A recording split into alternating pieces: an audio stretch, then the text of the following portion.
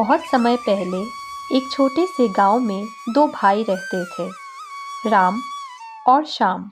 राम बड़ा भाई था और वो गरीब लेकिन ईमानदार किसान था।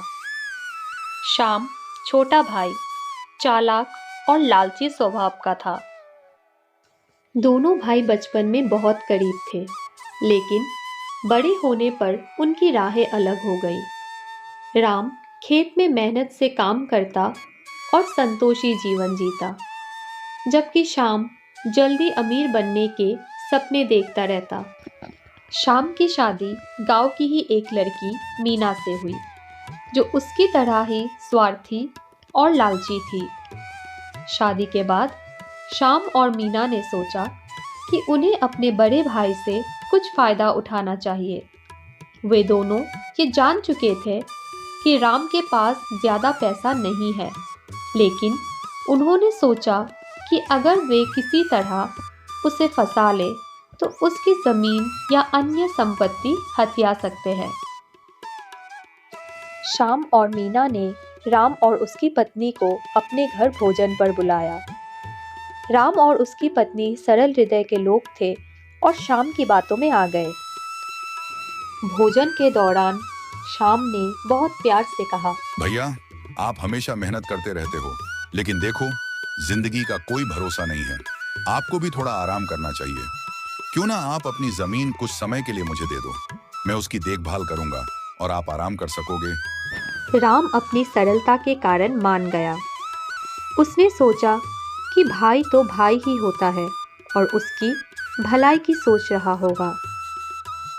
राम ने अगले ही दिन अपनी जमीन का काम श्याम को सौंप दिया, लेकिन श्याम और उसकी पत्नी के मन में कुछ और ही चल रहा था। श्याम ने राम की जमीन पर काम तो शुरू किया, लेकिन फसल बेचने का सारा पैसा अपने पास रख लिया। उसने राम से कहा कि इस साल फसल खराब हो गया है और ज्यादा मुनाफा नहीं हुआ। राम को विश्वास था कि उसका भाई झूठ नहीं बोलेगा, इसलिए उसने कोई सवाल नहीं किया। इसी बीच श्याम और मीना ने गांव में एक नई हवेली बनवाने का काम शुरू कर दिया। गांव वाले राम को ताने मारने लगे, देखो तुम्हारा भाई कितना अमीर हो गया और तुम अभी भी गरीब हो। लेकिन राम ने हमेशा यही कहा, वो मेरा भाई है, जो भी कर रहा है अच्छा ही कर रहा होगा। एक दिन श्याम और मीना ने मिलकर एक और योजना बनाई। उन्होंने राम से कहा, भैया, तुम तो हमेशा हमारे ऊपर भरोसा करते हो, क्यों ना तुम अपनी जमीन मेरे नाम कर दो। इससे हमें खेती करने में सुविधा होगी और तुम चिंता से मुक्त रहोगे। राम की पत्नी को इस बात पर शक हुआ, लेकिन राम ने सोचा कि भाई के प्रति अविश्वास करना गलत होगा। उसने श्याम की बात मान ली और अपनी जमीन के कागजात उसके नाम पर कर दिया। अब श्याम और उसकी पत्नी को पूरा अधिकार मिल गया। जल्द ही श्याम और मीना ने राम और उसकी पत्नी को जमीन से बेदखल कर दिया। वे उन्हें घर छोड़ने पर मजबूर करने लगे। राम और उसकी पत्नी के पास अब कुछ नहीं बचा था। वे गांव के किनारे एक झोपड़ी में रहने लगे और दिन रात अपने भाग्य को कोसते रहे।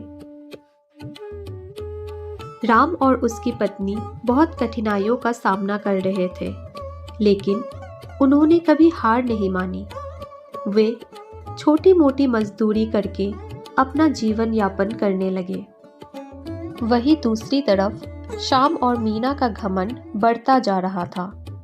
वे सोचते थे कि अब उन्हें कोई नहीं हरा सकता। एक दिन गांव में एक साधु आया। वो राम की विनम्रता से बहुत प्रभावित हुआ और उसे आशीर्वाद देते हुए कहा, तुम्हारी ईमानदारी और मेहनत एक दिन जरूर रंग लाएगी।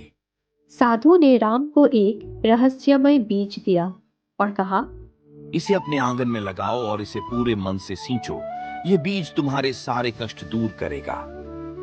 राम ने साधु के कहे अनुसार बीज को अपने आंगन में लगाया और उसकी पूरी देखभाल की।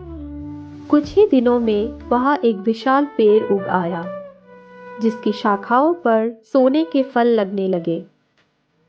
राम और उसकी पत्नी को विश्वास नहीं हो रहा था कि उनकी किस्मत इतनी जल्दी बदल गई। अब उनके पास इतना सोना था कि वे आराम से जीवन बिता सकते थे। राम ने अपने नए धन का उपयोग जरूरतमंदों की मदद करने में किया और गांव के लोगों के दिलों में फिर से जगह बना ली। दूसरी ओर श्याम और मीना को जब इस चमत्कार के बारे में पता चला तो वे जलने लगे। लालच ने उन्हें अंधा कर दिया और वे उस पेड़ को हथियाने की योजना बनाने लगे। श्याम और मीना ने एक रात चोरी छिपे राम के आंगन में जाकर पेड़ को काटने की कोशिश की ताकि वे उसे अपने घर ले जा सके।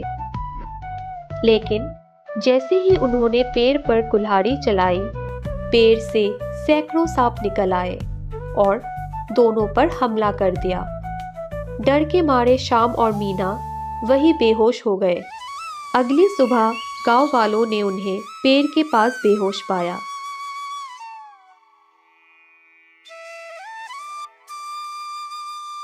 जब उन्हें होश आया तो उन्होंने महसूस किया कि उनका लालच ही उनके विनाश का कारण बना। श्याम और मीना ने राम से माफी मांगी और वादा किया कि वे अब कभी लालच नहीं करेंगे। राम ने अपने बड़े दिल से उन्हें माफ कर दिया और कहा, जो कुछ भी हुआ उससे हमने सबक सीखा है। असली खुशी संपत्ति में नहीं बल्कि प्रेम और विश्वास में है। श्याम और मीना ने भी गांव के लोगों की सेवा करना शुरू कर दिया और एक सादगीपूर्ण जीवन जीने का निर्णय लिया।